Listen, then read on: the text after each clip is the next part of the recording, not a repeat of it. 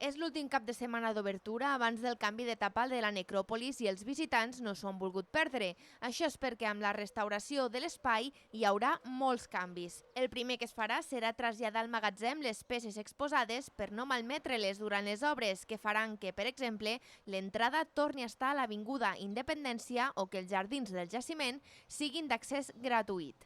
L'edifici del museu, tancat des del 1992, s'està restaurant per a una pròxima obertura. La primera coberta està gairebé enllestida i la segona es desenvoluparà amb les obres de la resta de l'edifici. Per l'altra banda, l'accés per Ramon i Cajal canviarà radicalment l'aspecte, amb talussos, l'ampliació de l'edifici que acull la recepció i una passarel·la porticada on s'exposaran algunes de les làpides que es troben en l'espai. També es farà una restauració del jaciment, posant el conjunt arqueològic en valor.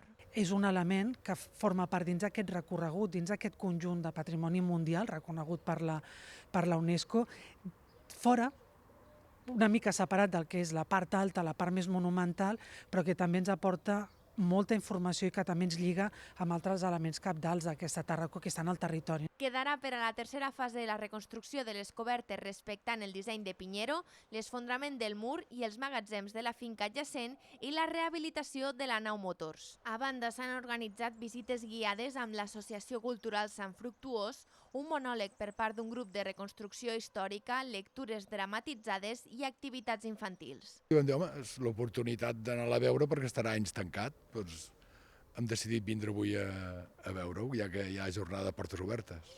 Les obres civils estaran enllestides abans del juny del 2026. Serà el moment en què començaran els treballs de la nova museografia, pressupostada en 1,7 milions d'euros.